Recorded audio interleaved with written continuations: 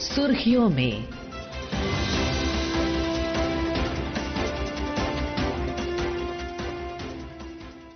नमस्कार। सुर्खियों में कार्यक्रम में आज के अंक में आपका स्वागत है। मैं हूं रुचिका चित्रवंशी।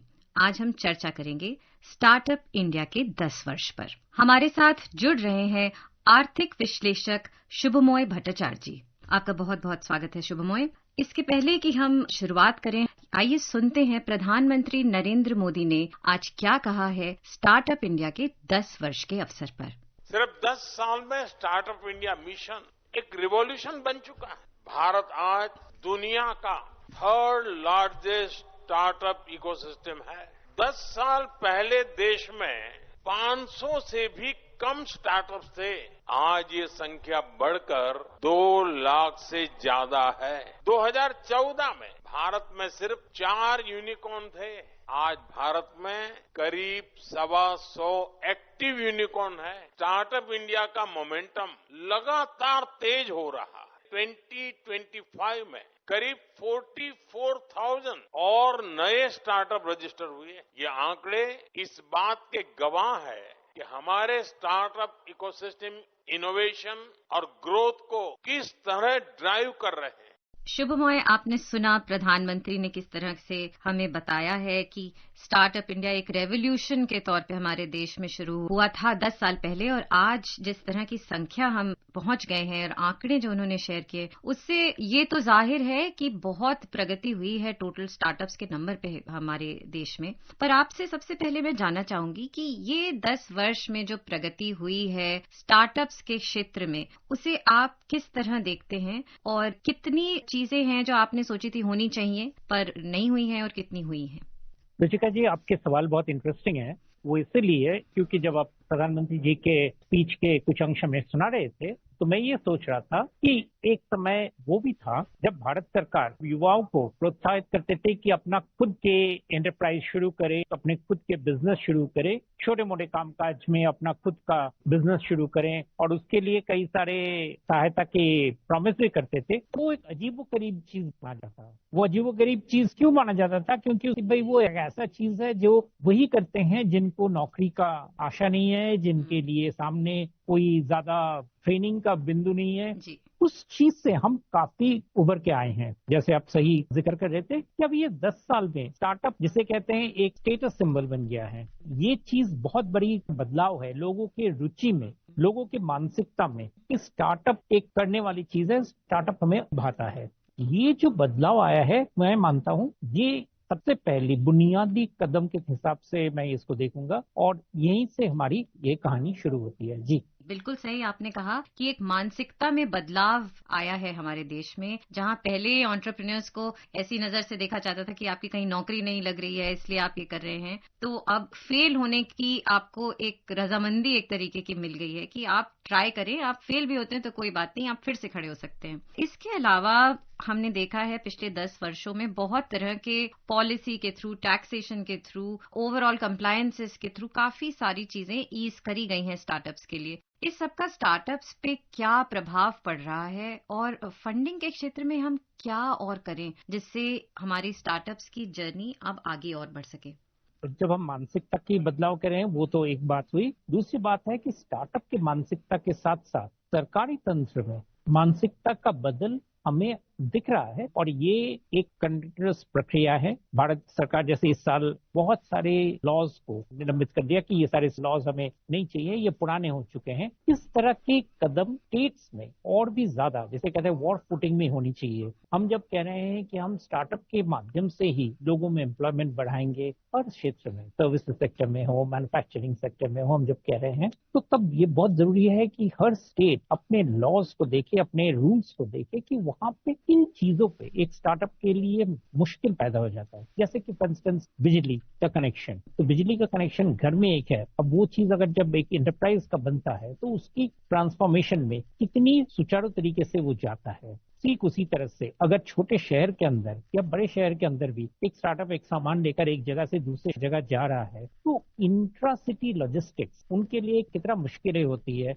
अब देखिए बहुत सारे शहरों में ऐसे होते हैं रूल्स कि भाई आप ट्रक या टेम्पो लेकर आप शहर में इस समय दिन में इस समय से इस समय तक आप नहीं चल सकते हैं। अब ये बड़े कंपनियों के लिए कोई प्रॉब्लम नहीं है, लेकिन छोटी कंपनियों के लिए स्टार्टअप के लिए एक बहुत बड़ी असुविधा बन जाती है। मैं ये नहीं कह रहा हूँ कि वो टेम्पो उसी वक्त चारों तरफ चले, लेकिन किस तरीके से हो सकता है। एक छोटा सा चीज जिसे भारत सरकार ने बहुत अच्छा काम किए हैं वो है कि जो बैटरी चालित व्हीकल्स है उनका जो चार्जिंग पॉइंट्स है उस पर पहले बहुत सारे रिस्ट्रिक्शंस थे, उनको भी इजी कर दिया गया है कि वो कहाँ से चार्ज कर सकते हैं, एक बैटरी के बदले में दूसरा बैटरी ले सकते हैं। ये बहुत अच्छे टिप्स हैं। ठीक उसी तरह से जैसे मुद्रा कोष से जो तीनों चीजें शुरू किए गए, शिशु, तरुण और युवा, ये तीनों जो स्टेप्स जो फाइनेंसिंग के जो ग्रांट्स के सिस्टम रखे गए हैं वो बहुत अच्छे हैं, क्योंकि उससे क्या होता है कि बहुत कम कंप्लायंस के बेसिस पे इनको लोन मिल सकता है, जो क्योंकि बैंक से इनको लोन मिलने के लिए समय लगेगा, लेकिन ये सारी चीजें उनके लिए एक बहुत बड़ा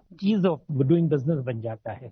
जी, सरकारी नीति के तौर पे बहुत चीजें होनी चाहिए। आपने बोला इंफ्रास्ट्रक्चर, लॉजिस्टिक्स, ये सब चीजें भी हैं जो आई एम श्योर सरकार कर रही है, राज्य सरकारें भी कर रही हैं। पर स्टार्टअप के नजर से हम देखें तो कई बार हम देखते हैं कि आजकल की जो न्यू एज कंपनीज हैं बहुत बड़े बड़े वैल्यूएशंस चेस करती हैं और कई बार असफल होती हैं और इतने वैल्यूएशन के बाद बिल्कुल कोलैप्स हो जाता है। एंड कई बार इस तरह से हो रहा है कि आपकी जो कॉर्पोरेट कंप्लायंसेस हैं वो नहीं पूरी हो रही हैं। तो इस सब के लिए हमें किस तरह का दृष्टिकोण अपनाना चाहिए? क्या एक तरफ हम कंप्लायंसेस ईज करने की बात कर रहे हैं, मगर क्या हमें देखना पड़ेगा, क्योंकि अब 10 वर्ष हो गए हैं, अब स्टार्टअप इकोसिस्टम भी थोड़ा मैच्योर हो रहा है, क्या हमें देखना चाहिए कि हमारा जो कॉर्पोरेट गवर्नेंस वगैरह है स्टार्टअप्स का वो भी थोड़ा सुदृढ़ हो?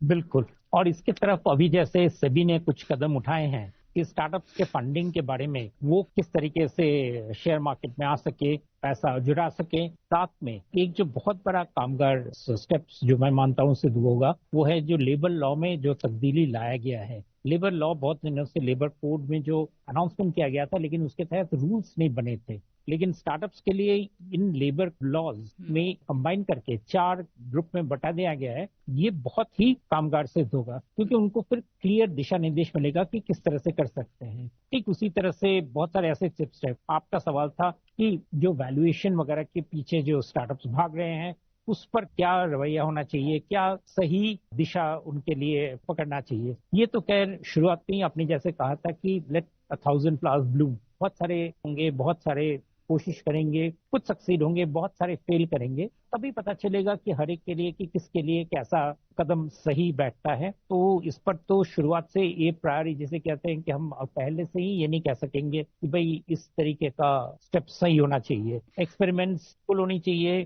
काम के दायरे में और भी तब्दीलियां होनी चाहिए। बड़े कंपनियों को छोटी कंपनी जैसे ये सारे स्टार्टअप्स हैं उनको हेल्प करने के लिए अभी सरकार ने जो कदम उठाए हैं कि एक पर्टिकुलर परसेंटेज स्टार्टअप से जरूर अपना बिजनेस प्रोक्योर करें, ये सारी चीजें ही बताता है कि एक बहुत जिसे कहते हैं बड़ा एक्सपेरिमेंटेशन और एक बड़ा क्षेत्र बन गया है। इस वक्त जिस तरह का आप विश्व में माहौल देख रहे हैं, कंट्रीज इतना प्रोटेक्शनिस्ट हो रही हैं, टैरिफ से हम अभी भी जूझ रहे हैं, ऐसे माहौल में स्टार्टअप्स के पूरे इकोसिस्टम पे किस तरह का प्रभाव आप देखते हैं और किस तरह की ये एक अपॉर्चुनिटी भी है हमारे स्टार्टअप्स के लिए, आपको लगता है? अगर आप इजराइल का देखें, इजराइल दशकों से सैंक्शंस हो या दूसरे तरीके का डिफिकल्टीज हो, अपने नेबर्स के साथ कई लड़ाई उनको जूझना पड़ा, लेकिन वो सारे डिफिकल्टीज ही उनके लिए एक एडवांटेज का पोजीशन बन गया कि हर पॉइंट पे हर डिफिकल्टीज को संभाल के उससे उभरने के नए जो टेक्नोलॉजी की तरफ इजरायली स्टार्टअप्स भागे और आज विश्व में द मोस्ट इनोवेटिव नेशन बन के सामने आए हैं। ये मैं मानता हूँ एक बहुत बड़ा एग्जाम्पल है कि अगर देश में डिफिकल्टीज आते हैं तो उसमें से जूझने के लिए स्टार्टअप्स का एक बहुत बड़ा मौका मिल जाता है, एक बहुत बड़ा कामयाबी का क्षेत्र बनता है और बहुत सारे स्टेप्स ऐसे कर सकते हैं जिन पर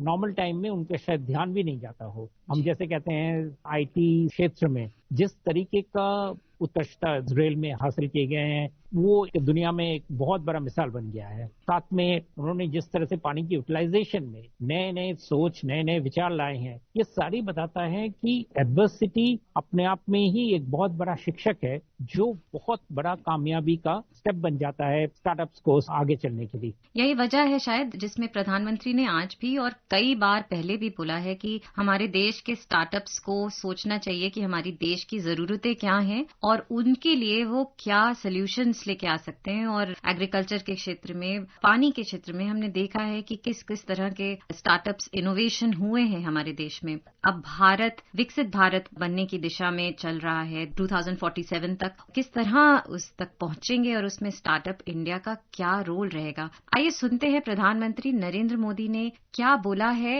इस फ्यूचर विजन के बारे में। अब हमें भविष्य के लिए तैयार होना होगा, हमें नए आइडियाज पर काम करने की जरूरत है। हम ये भी सुनिश्चित कर रहे हैं कि इंडिजीनियस एआई भारतीय प्रतिभाओं द्वारा भारतीय सर्वर्स पर ही तैयार हो।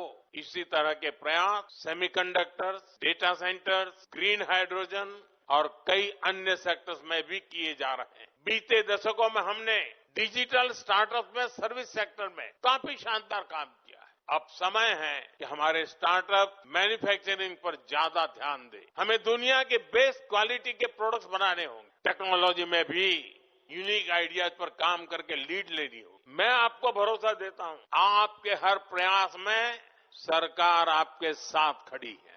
तो शुभमय जी, आपने सुना कि प्रधानमंत्री ने क्या बोला इसके बारे में। कई जरूरतें हैं, कई चैलेंजेस हैं जो ग्लोबली हमारे सामने आ रहे हैं, जैसे कि आर्टिफिशियल इंटेलिजेंस है, सेमीकंडक्टर है, चिप्स है। क्या करना चाहिए हमारे स्टार्टअप्स को इस सब के लिए तैयार रहने के लिए? सबसे बड़ी इसमें खूबी की बात यह है कि ये सारे जो क्षेत्र जिसका प्रधानमंत्री जी भी जिसका जिक्र कर रहे थे, इन सभी क्षेत्र में हमारे पास एस्टैब्लिश्ड कंपनियां, एस्टैब्लिश्ड इंडस्ट्रीज करीब ना के करीब है, बिल्कुल ही नहीं है। ये एक बहुत बड़ा एडवांटेज बन जाता है कि बड़े कंपनियों के सामने स्ट्रगल करने की जो मुश्किल है वो स्टार्टअप्स को नहीं फेस करना पड़ेगा। आज अगर गैराज में कोई एआई के ऊपर नया प्रयोग लाए, और एआई के प्रयोग ज्यादातर अपनी बुद्धि से होता है, ना कि कैपिटल से होता है। अगर हम क्वांटम इंजीनियरिंग की बात करें, उसका काम यूनिवर्सिटी में होता है, ना कि बड़े बड़े प्रयोगशाला में इंडस्ट्री के। ठीक उसी तरह से जितने सारे नैनो टेक्नोलॉजी की जो बात है, इन सारी चीजें, रिन्यूएबल एनर्जी में, इन सभी चीजों में